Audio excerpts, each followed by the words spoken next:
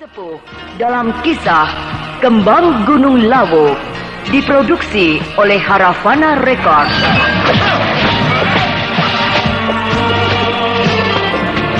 Naskah karya Niki Kosasih, hiasan musik dan sutradara Indra Mahendra.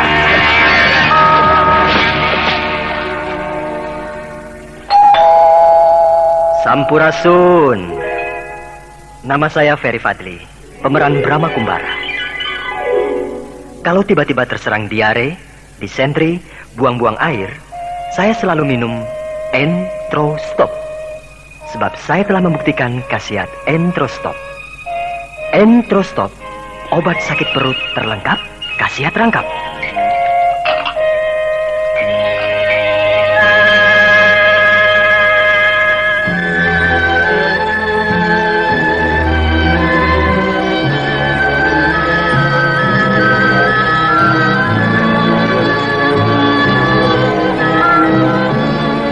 Kembang Gunung Lawu pada babak ke-17 ini menampilkan Ferry Fadli sebagai Brahma, Eli Ermawati sebagai Mantili, Neni Sumardi sebagai Harnum, Wendaka Lubis sebagai Jamali, Peter sebagai Raden Bentar, Bambang sebagai Paksi Jaladara, dan Wahyu sebagai Danro.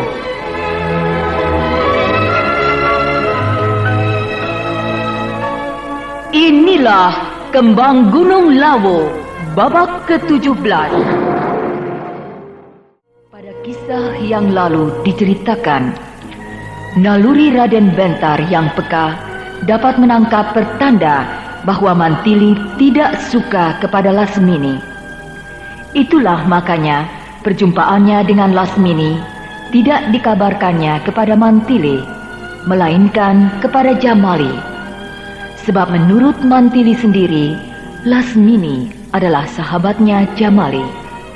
Jamali sendiri amat bergairah, hatinya berbunga-bunga mendengar Lasmini muncul kembali di Madangkara, bahkan sedang menuju ke ibu kota Madangkara. Sebab walau bagaimana, Jamali punya kesan tersendiri terhadap Lasmini, meskipun kesan di masa yang lalu.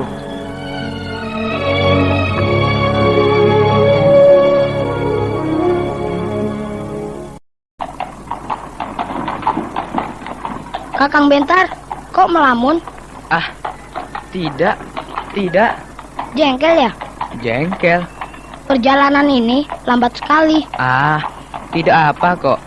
Enak begini, naik kereta, santai, bisa melihat-lihat pemandangan. Enakan naik kuda, bisa cepat. Menunggang kuda juga enak, asal tidak berpacu. Kalau berpacu, malah jadi tegang, tidak bisa menikmati perjalanan.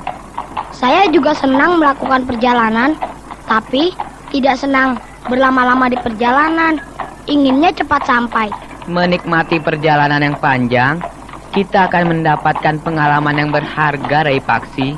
Untuk memperoleh pengalaman yang berharga, tidak selalu harus dari melakukan perjalanan di alam bebas, tapi dari kehidupan kita sehari-hari yang kita peroleh dari lingkungan yang ada di sekeliling kita, bisa kita dapatkan. Benar, perkataan Rai Paksi sangat tepat, bahwa lingkunganlah yang akan membentuk pribadi kita.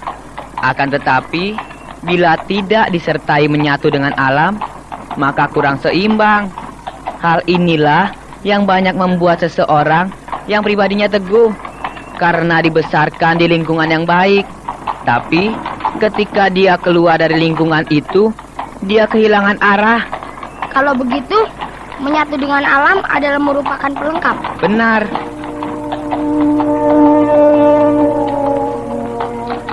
Demikianlah, selama menempuh perjalanan dari desa Halimun menuju ke ibu kota Madangkara, Pangeran Paksi yang lincah dan periang tak henti-hentinya bercakap-cakap untuk menghilangkan kejenuhan. Dan Raden Bentar pun dengan senang hati melayani pembicaraan. Mantili yang juga duduk satu kereta dengan mereka sering tersenyum simpul mendengarkan percakapan mereka. Dan dari isi perkataan Raden Bentar, banyak terlontar sesuatu yang bermakna, membuat Mantili bertambah kagum kepada Raden Bentar. Tanpa banyak mengalami rintangan ataupun hambatan yang berarti, perjalanan itu menjadi lancar. Dan pada keesokan harinya, rombongan kecil itu tiba di ibu kota Madangkara dengan selamat dan langsung menuju ke keraton. Iya. Ciluk, Mbak. Iya. Kanda, sudah. Jangan digoda terus. Nanti dia nangis. Tidak, itu malah tertawa dia. Sekarang tertawa, nanti nangis. Biasa kan? Bayi itu biasanya cuma menangis dan tertawa. Iyalah. Untung anak kita ini meniru bapaknya. Tampan. Coba kalau meniru ibunya. Wah. Wah, apa? Pesek. Loh, kok diam? Ngantuk. Dia mau tidur, Kanda. Bayi bisa juga ngantuk ya? Kanda ini ada-ada saja. Kanda ingin anak kita besarnya jadi apa? Kalau bisa, jadi seperti aku, Brahma Kumbara. Jadi raja bisa, jadi pendekar bisa, jadi pedagang bisa, jadi pendeta juga bisa, jadi petani paling bisa. Kalau dia tidak mau jadi raja, bagaimana, Kanda? Bebas. Aku tidak akan memaksa anakku menjadi manusia yang tumbuh, tapi tertekan. Mau jadi apa saja boleh, asal tetap pada jalan yang benar. Kalau anak kita benar-benar tidak mau jadi raja, lalu siapa yang harus menjadi Raja Madangkara? Cukup banyak tokoh penting di kerajaan Madangkara yang pantas menjadi Raja Madangkara. Baik dari kalangan tua yang sebaya dengan aku, atau dari kalangan menengah, dan juga dari kalangan muda. Dari kalangan tua ada Patih Kutawa. Dari kalangan menengah ada kau sendiri, Dinda Harnum, Pramita, Mantili, Panglima Ringkin, dan juga Tumenggung Madah Sampurna. Sedangkan dari kalangan muda ada dua, yaitu Raden Bentar dan Pangeran Paksi. Aku lebih suka Raden Bentar yang jadi Raja Madangkara, Kanda. Perkataanmu melegakan hatiku. Saya sama sekali tidak keberatan Raden Bentar menjadi Raja Madangkara. Sebab dia sudah menunjukkan dirinya bahwa dia mampu menjadi seorang raja yang baik.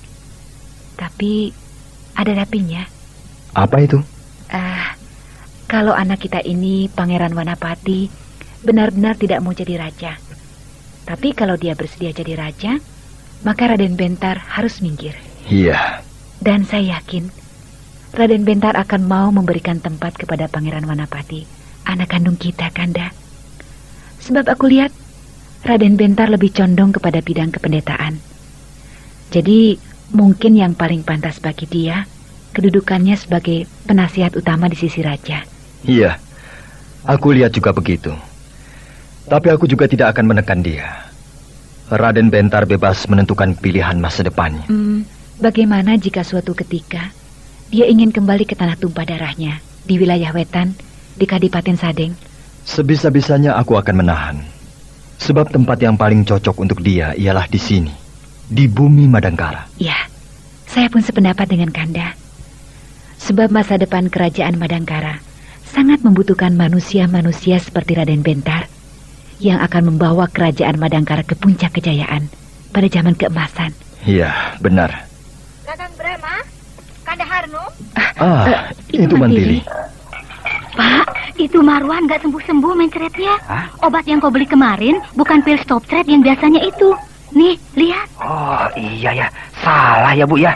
Aku nggak periksa sih kemarin, Bu. Baiklah, aku beli lagi sekarang.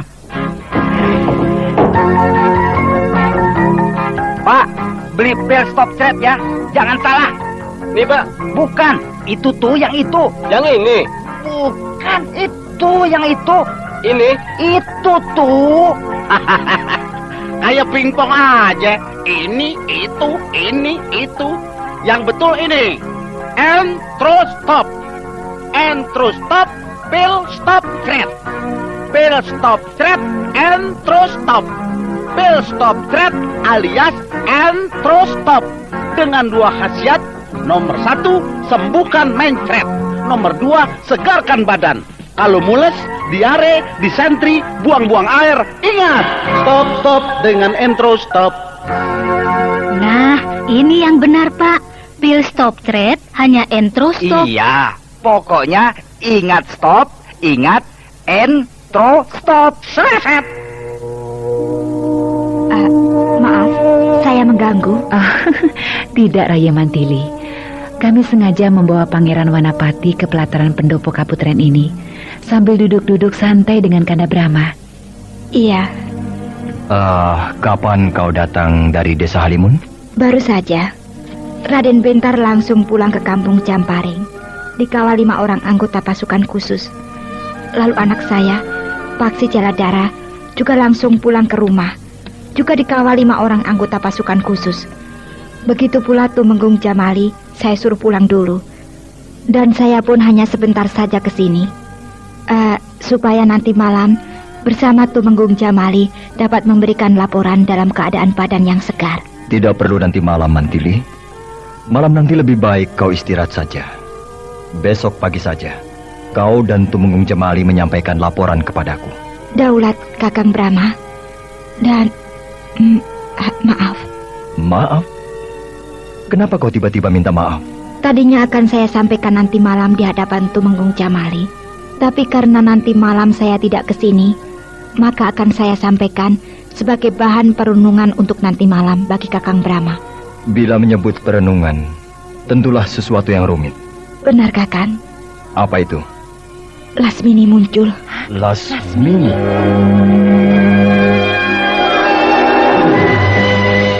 Kemudian Mantili menceritakan munculnya Lasmini sesuai dengan apa yang didengarnya dari penjelasan yang disampaikan oleh Raden Bentar dan Pangeran Paksi. Dengan bersungguh-sungguh, Brahma mendengarkan cerita Mantili, sedangkan Harnum nampak air mukanya menunjukkan ketidaksenangannya terhadap Lasmini. Apakah Jamali sudah tahu tentang ini? Sudah, Kakang. Saya sendiri yang menyampaikannya kepada dia. Bagaimana sikapnya? Jamali nampak sangat terkejut. Tapi kemudian wajahnya berseri-seri, menunjukkan bahwa dia senang sekali Lasmini muncul di Madangkara. Ya, walau bagaimana dia sahabat dekatnya. Lebih baik diusir saja, Kanda. Mengapa begitu, Dinda? Lasmini si perusuh. Memang, waktu dulu dia pernah merepotkan kita semua. Sampai-sampai kita terlunta-lunta ke negeri seberang. Berkelana sampai ke Kukang, ke Jambi, ke Kerajaan Suwarna Bumi, Kerajaan Pagaruyung, bahkan sampai ke Kerajaan Malaka. Tapi itu dulu, dan sekarang belum tentu dia masih seperti dulu. Sebab kalau dia berniat membuat onar, keonaran yang bagaimana yang akan dia perbuat di Madangkara ini? Apakah sekarang dia memiliki ilmu kadikjayaan yang sangat tinggi, sehingga berani menentang bahaya, datang ke jantung pusat kerajaan Madangkara? Nah, itu semua masih perlu dikaji. Paling-paling dia mau menjumpai Jamali. Mungkin ya, mungkin tidak. Artinya begini, sekedar kangen itu mungkin saja. Tapi kalau memang sekedar kangen, aku rasa tidak perlu merepotkan diri datang ke sini. Sebab dia tahu benar bahwa kau Dinda Harnum dan kau Rai Mantili tidak suka kepada Lasmini. Tapi dia pernah menjalin hubungan cinta dengan Jamali, Kanda. Tidak, Dinda Harnum. Tidak. Aku tahu benar. Jamali memang mencintai Lasmini. Tapi Lasmini tidak mencintai Jamali. Perempuan sejenis Lasmini tidak membutuhkan laki-laki semacam Jamali. Oh, kalau begitu pasti dia kangen pada Kanda Brahma. Loh. Kau ini bicara apa, Dinda Harnum? Kanda Harnum cemburu. Coba saja pikir, Rayi Mantili. Di atas kapal layar yang membawa kita dari Jambi ke Kukang, dan di hadapan Jamali sendiri, Lasmini dengan terus terang tanpa tedeng aling-aling menyatakan rasa sukanya kepada Kanda Brahma. Apa itu tidak gila? Kakang Brahma terlalu baik hati sih. Jadi gadis-gadis sering salah paham, dikira Kakang Brahma memberi harapan. Hus. Sudah. Sekarang Rai Mantili pulang saja. Istirahat, ya. Biar nanti malam aku akan merenungkannya. Merenungkannya atau mengenangkannya? Ini apa-apaan? Hah? Kita-kita ini kan sudah tua. Malu sama anak-anak kita.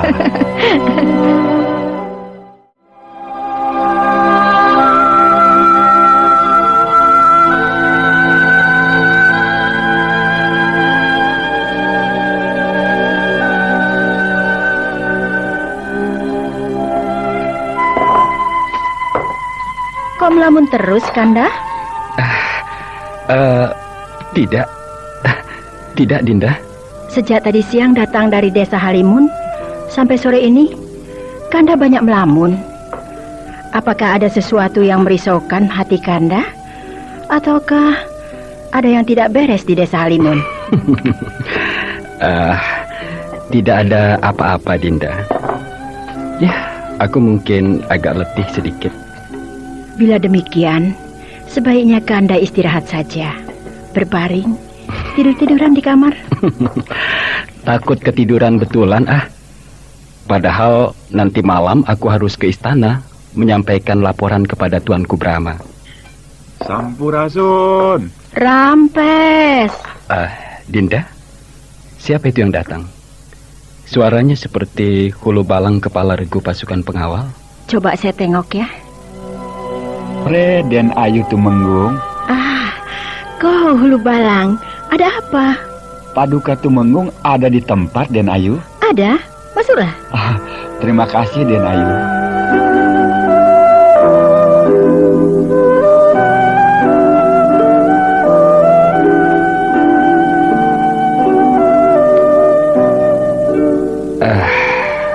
Ada apa, hulu balang? Hamba menyampaikan Tita Gusti Ayu Dewi Mantili. Dari Gusti Ayu Dewi Mantili? Iya. Titah apa gerangan? Titah dari Gusti Ayu Dewi Mantili adalah bahwa Tuanku Brahma menitahkan bahwa laporan agar disampaikan besok pagi. Besok pagi? Iya, demikian titah dari Gusti Ayu Dewi Mantili. Kenapa ya? Apakah malam ini Tuanku Brahma sedang bepergian? Atau ada perkara apa sehingga menyampaikan laporan harus disampaikan besok pagi? Hamba tidak tahu, Paduka Tumenggung. Tidak usah risau, Kanda. Sebab titah itu datang dari Gusti Ayu Dewi Mantili. Jadi Kanda tidak bersalah. Sebab yang bertanggung jawab adalah Gusti Ayu Dewi Mantili sendiri. Malah ada bagusnya. Malam ini Kanda dapat istirahat dengan leluasa. Ya, baiklah Dinda. Terima kasih hulu balang. Titah dari Gusti Ayu Dewi Mantili sudah aku terima dan aku patuh. Daulat Paduka Tumenggung.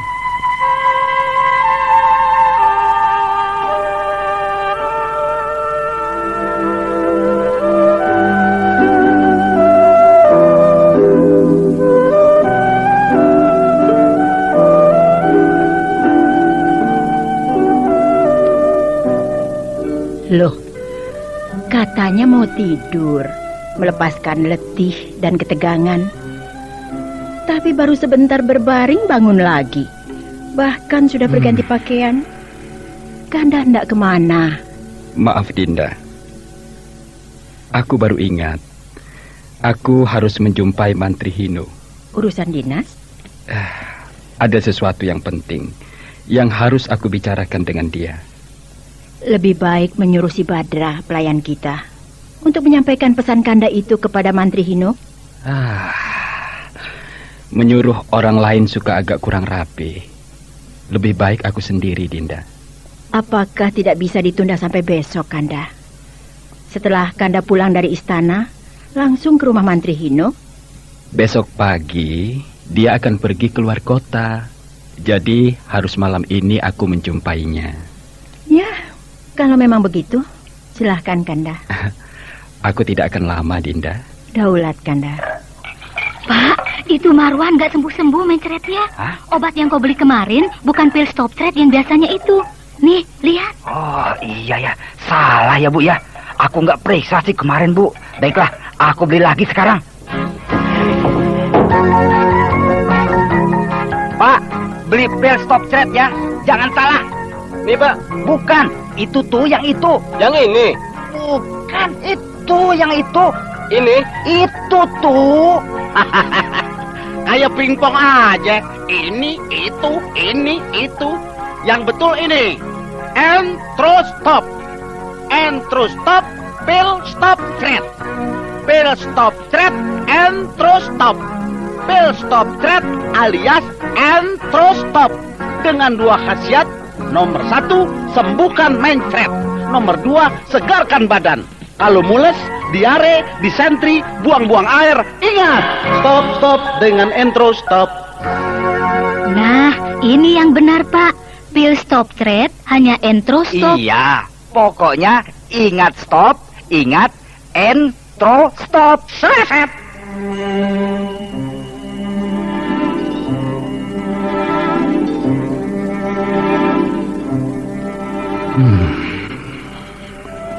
Selama aku 2 tahun membina rumah tangga, sekalipun aku belum pernah membohongi istriku. Tapi sekarang, kenapa aku berbuat seperti itu? Tapi aku sendiri tidak bisa membohongi diriku sendiri bahwa aku sangat rindu kepada Lasmini. Aku ingin sekali berjumpa dia. Lasmini pasti sudah berada di sini, di ibu kota Madangkara. Dan pada malam hari begini, dia pasti sedang istirahat di salah sebuah penginapan. Atau ia berada di rumah makan atau minuman, atau tempat-tempat keramaian.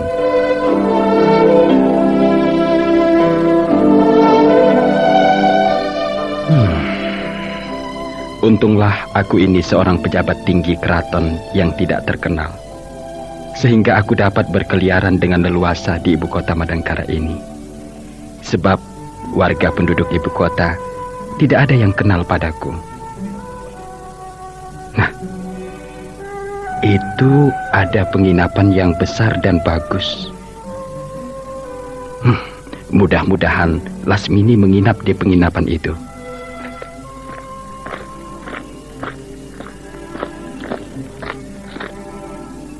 Sampurasun. Rampes. Mari silakan Tuan. Masih ada kamar. Boleh pilih sesuka hati. Aku tidak akan bermalam di penginapan Anda ini. Lalu? Saya hendak bertanya. Silakan Tuan. Adakah tamu penginapan ini yang bernama Lasmini? Wah, tidak ada Tuan. Tamu wanita yang bermalam di sini hanya ada 2. Sehingga saya hafal nama-nama mereka. Siapa namanya? Yang satu namanya Ibu Binun, pedagang keliling dari Kadipaten Sangki. Yang satunya lagi Nyai Wirit bersama suami dan 2 orang anaknya bermalam di sini, Tuan. Iya. Terima kasih, saudara.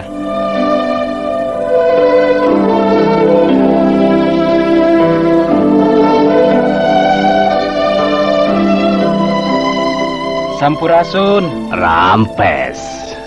Apakah di penginapan ini ada tamu wanita yang bernama Lasmini? Tidak ada, saudara. Tidak ada. Sudah 4 hari ini tamu-tamu yang menginap di penginapan saya ini semuanya laki-laki. Tidak ada sepotong perempuan pun. Baiklah. Terima kasih, saudara. Iya.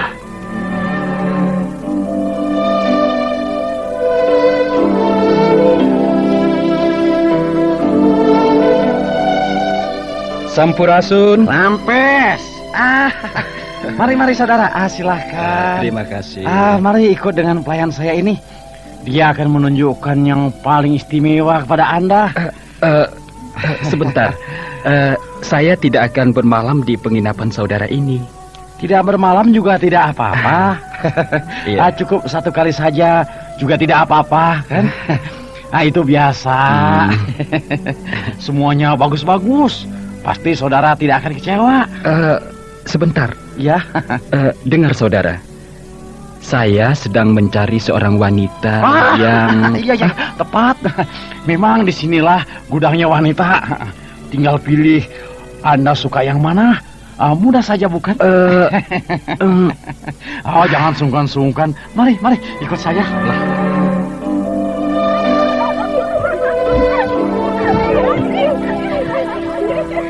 Nah, bagaimana saudara? Tidak mengecewakan bukan? Persetan. Bukan perempuan macam begituan yang aku cari.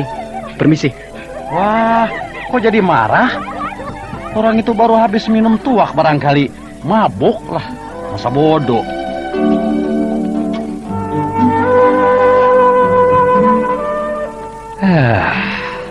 Sialan. Mencari Lasmini malah dikira mencari perempuan begituan. Sudah 3 buah penginapan aku datangi. Dan Lasmini belum ketemu. Masa bodoh. Akan aku jelajahi semua penginapan di ibu kota Madangkara ini. Dari penginapan yang paling kecil sampai yang paling besar dan mewah. Kalau perlu, aku akan mengembara di pelosok ibu kota ini. Sampai besok pagi, istriku tidak akan marah. Sebab dia orangnya sabar dan pendiam. Katakan saja, aku dan Menteri Hino berunding semalam suntuk. Beres.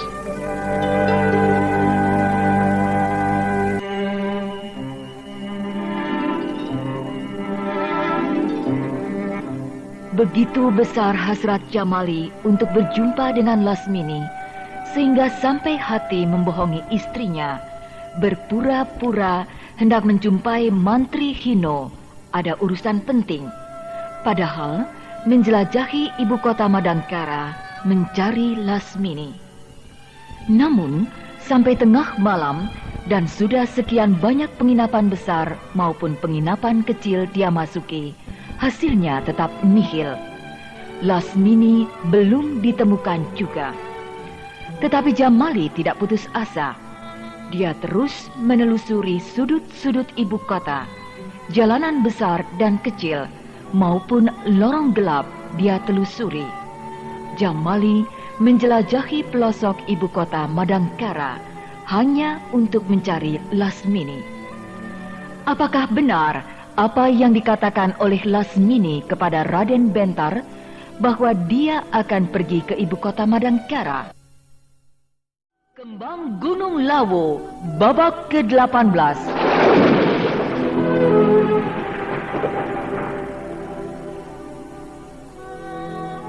Pada kisah yang lalu diceritakan, hasrat Jamali untuk dapat berjumpa dengan Lasmini sangat besar, sehingga sampai hati membohongi istrinya dengan pura-pura hendak menyelesaikan sebuah urusan penting ke tempat Mantri Hino. Sedang pada kenyataannya, Jamali berkeliaran di ibu kota Madangkara mencari Lasmini. Setiap penginapan dari yang terkecil sampai ke penginapan yang besar dan mewah dimasukinya. Namun sampai tengah malam usahanya tetap nihil. Lasmini tetap tidak ditemukan. Tetapi Jamali tidak berputus asa. Hasratnya yang menggebu-gebu membuatnya nekat untuk menjelajahi pelosok ibu kota. Jalanan yang besar dan kecil hingga lorong yang gelap ditelusuri.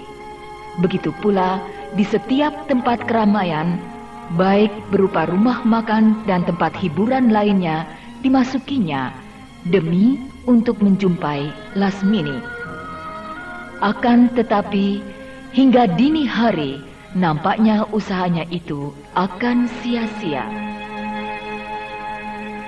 Berjuta-juta orang di Indonesia selama 15 tahun lebih membuktikan mual mules peri kembung, Roma obatnya, Roma obat mah hijau dengan 6 vitamin, sembuhkan nyeri ulu hati dan sakit kantung hati.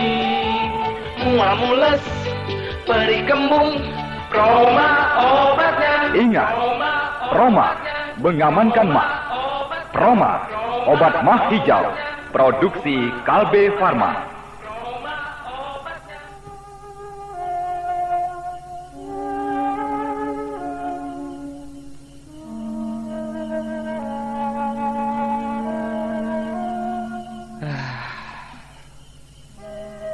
Tengah malam sudah lama berlalu. Udara mulai terasa dingin.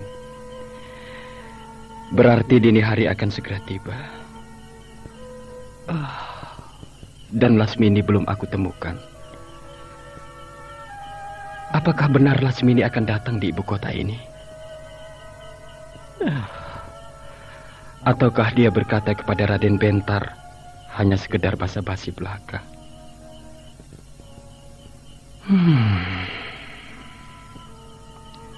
Suasana ibu kota kerajaan Madangkara ini sudah sunyi. Semua kegiatan dan keramaian suasana malam hari telah berlalu. Lebih baik aku pergi ke alun-alun, menghilangkan letih dan penat, sambil tidur-tiduran di atas rumput yang empuk.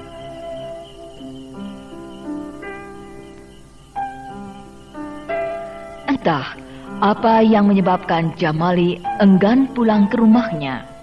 Yang jelas, kakinya melangkah menuju ke alun-alun.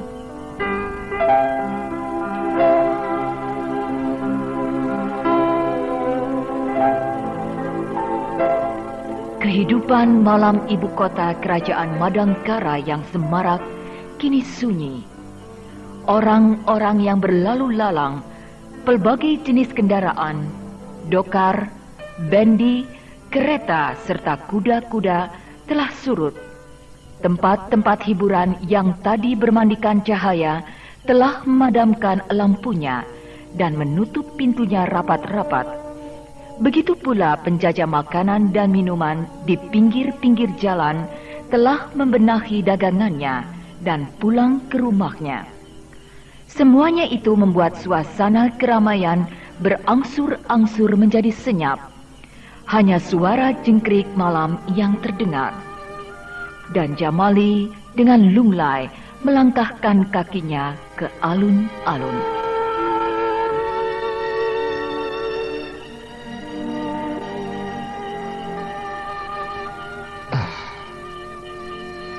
Untung malam hari ini tidak hujan. Langit amat cerah. Bintang-bintang bertebaran di angkasa. Rumput alun-alun ini lebat sekali. Enak sekali dibuat tidur-tiduran.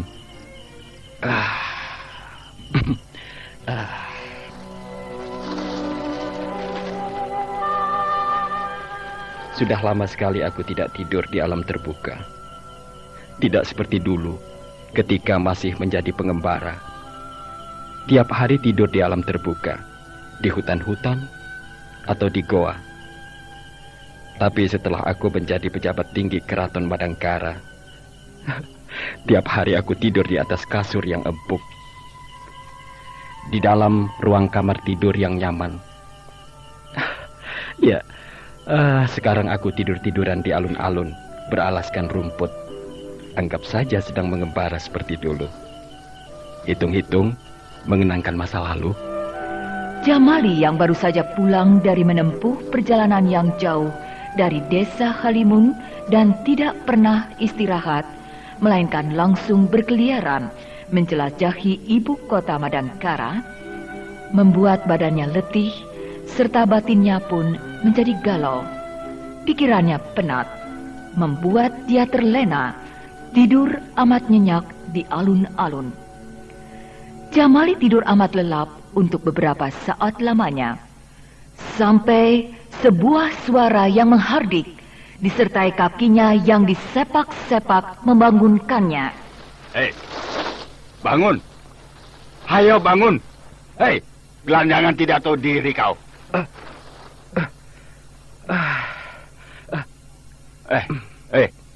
Kau orang mana? Aku? Iya, kau. Aku orang sini saja. Tidak tahu peraturan ya. Dilarang tidur di alun-alun. Maaf, saudara. Ayo ikut. Kemana? Ke gardu jaga. Aku ditangkap? Iya. Malam ini kau disekap di gardu jaga. Besok pagi baru kau boleh pergi.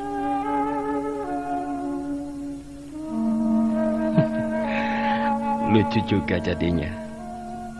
Aku seorang tumenggung, pejabat tinggi keraton, diringkus seperti gelandangan oleh regu pengawal kota dan diseret ke gardu jaga, lalu dimasukkan ke dalam kerangkeng. Biar saja, sebab besok pagi aku akan dilepaskan.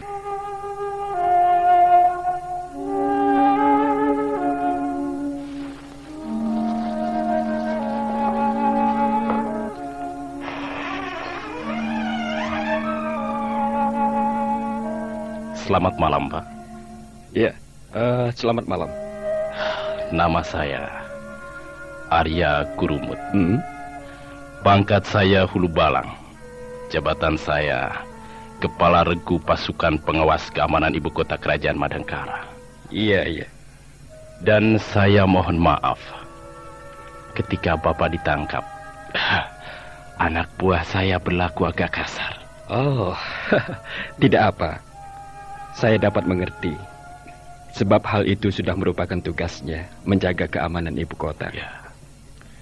Semenjak 10 tahun yang lalu, dikeluarkannya peraturan mengenai larangan terhadap penggunaan alun-alun.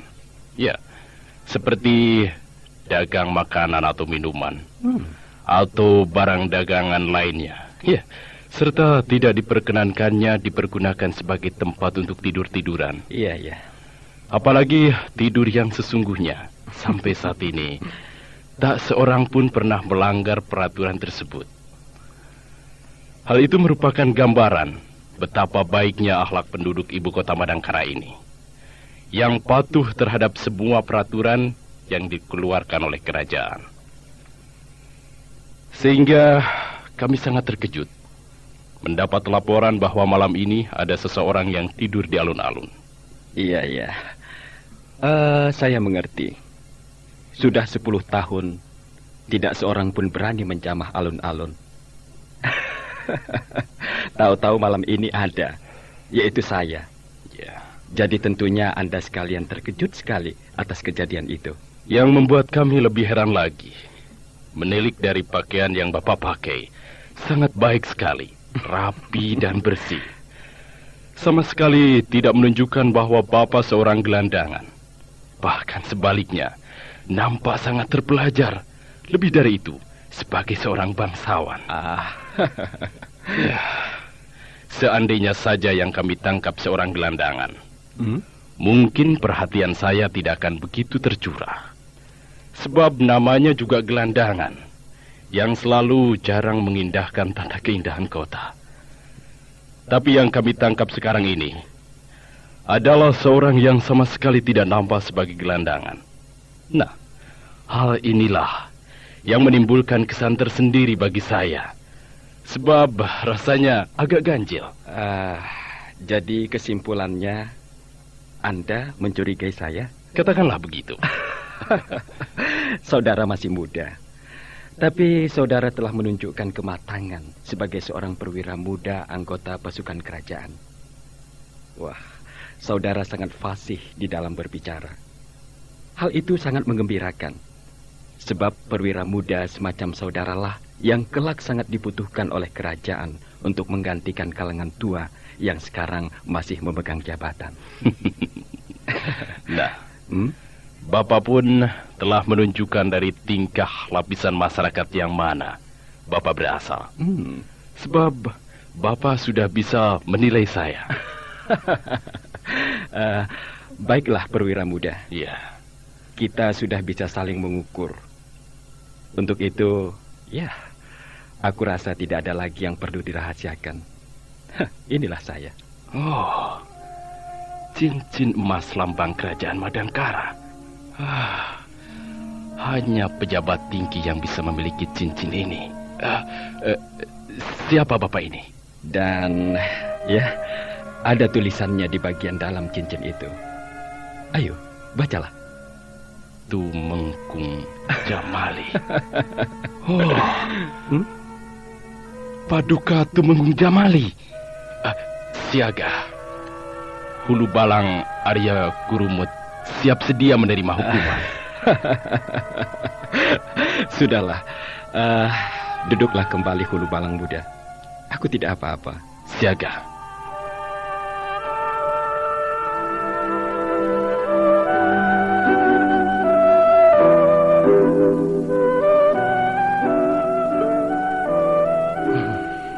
Sebenarnya aku tetap bersalah, Hulu Balang Muda. Ya. Sebab bagaimanapun juga, aku seorang pejabat tinggi kerajaan, telah memberikan contoh yang jelek, melanggar peraturan, tidur di alun-alun. Daulat Tumenggung. Namun kalau boleh saya bertanya, mengapa Tumenggung berbuat seperti itu? Adakah sesuatu yang amat istimewa sehingga Tumenggung yang terhormat berlaku sebagai seorang gelandangan yang tidur di alun-alun? Aku malu mengatakannya. Mudah-mudahan Tumenggung dapat mempercayai saya yang masih jauh ini.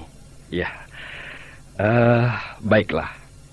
Karena kau seorang Hulu Balang Muda yang bijaksana, maka aku tidak keberatan mengatakannya. Daulat Tumenggung, terima kasih sebelumnya. Aku sedang mencari seorang perempuan. Hah? Bagaimana Paduka Tumenggung? Mencari perempuan?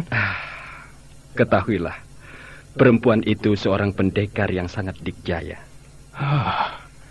Rupanya Tumenggung bentrok dengan seorang wanita dari kaum persilatan. Saya tidak berani bertanya lebih jauh. Sebab mungkin masa lalu Tumenggung agak keras, sehingga mempunyai musuh dari kaum persilatan. Bukan. Dia bukan musuhku. Lalu? Dugaanmu tepat. Bahwa aku sebelum menjadi Tumenggung memang punya masa lalu yang keras. Aku dibesarkan dan digembleng di sebuah perguruan yang mengajarkan pelbagai ilmu kedikjayaan. Itulah makanya aku banyak berkenalan dengan orang-orang dari kaum persilatan. Di antaranya, ya, dengan yang sedang aku cari sekarang ini. Siapa namanya Paduka Tumenggung? Dari perguruan mana dia berasal? Apakah dia seorang pendekar wanita yang baik atau jahat? Maksud saya, dari aliran putih atau dari golongan hitam? Lasmini namanya. Lasmini. Apakah kau pernah mendengar nama itu? Belum pernah, Paduka Tumenggung. Dia seorang pendekar wanita yang wataknya cukup baik. Tapi, ya, agak keras hati. Ya. Tapi dia adalah sahabatku. Menurut berita dari seseorang, dia telah muncul di ibu kota kerajaan Madangkara ini. Aku ingin sekali berjumpa dengan dia. Sebab sudah sekian tahun aku tidak pernah bertemu dengan dia. Katakanlah aku kangen begitu. Hal itu tidak terlalu sulit, Paduka Tumenggung. Kalau memang dia berada di ibu kota ini, dengan cepat saya akan dapat menemukannya. Saya bisa mengerahkan anak buah saya untuk mencari dia. Aku tidak akan menolak tawaran bantuanmu. Tapi aku harap secara diam-diam saja. Mengapa begitu, Paduka Tumenggung? Sebab hal ini persoalan pribadi. Aku tidak mau terdengar oleh Gusti Ayu Dewi Mantili atau Tuanku Brahma. Bahkan siapa saja jangan sampai tahu kalau aku mencari Lasmini.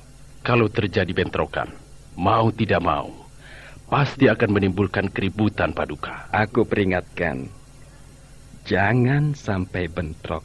Daulat Paduka Tumenggung. Jangan didekati dan jangan ditegur. Cukup kau tahu dia ada di mana. Itu saja. Daulat Paduka Tumenggung. Ciri utama ialah amat suka kepada warna merah. Merah menyala. Ya, mungkin karena dia memiliki pedang yang warnanya merah, membuat dia gemar sekali berpakaian serba merah. Terompahnya merah, celananya merah, bajunya merah, sarung pedangnya merah, juga gagang pedangnya merah, serta ikat kepalanya juga merah. Pokoknya hampir semua pakaiannya berwarna merah. Orangnya bagaimana? Maaf, apakah dia... Iya, cantik. Iya. Kecantikannya sama dengan Gusti Ayu Dewi Mantili. Hanya bentuk tubuhnya yang agak berbeda. Tubuh Gusti Ayu Dewi Mantili ramping mungil, tapi tubuh Lasmini sintal, padat berisi. Baik, Paduka Tumenggung. Mudah-mudahan saya dapat menemukan Lasmini. Terima kasih. Kanda? Kau belum tidur, Dinda?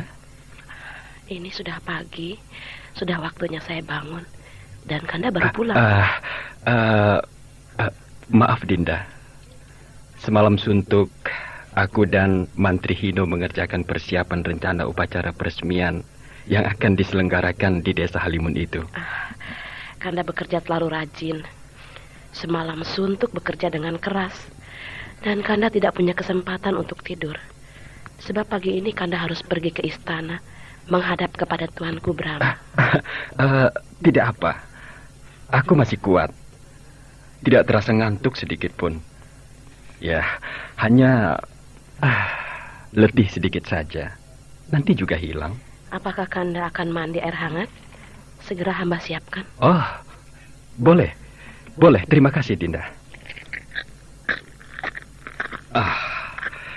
Istriku seorang wanita yang penyabar, setia, selalu ingin menyenangkan suami. Ya, aku berdosa telah membohongi dia. Tapi aku tidak bisa menghilangkan bayangan Lasmini. Aku tetap ingin berjumpa dengan Lasmini.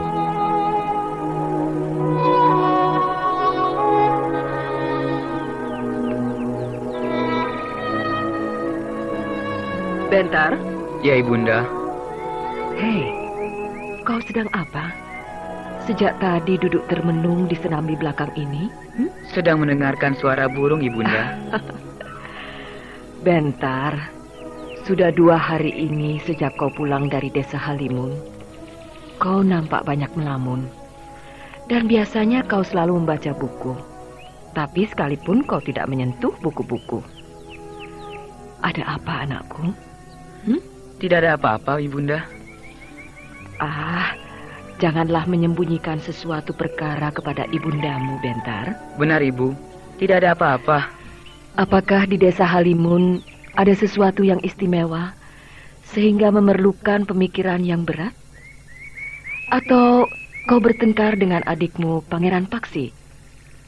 Atau kena tegur oleh bibikmu Bibik Mantili? Bahkan pula oleh ayahandamu Brahma Kumbara, Bentar? Sama sekali tidak, Ibunda. Apakah kelahiran Pangeran Wanapati membuatmu risau, begitu? Ibunda, kenapa Ibunda berkata begitu? Ibunda hanya menduga-duga saja. Sebab selama ini kasih sayang ayahanda Brahma terhadapmu sangat tercurah. Tapi sekarang telah lahir sang putra mahkota, Pangeran Wanapati.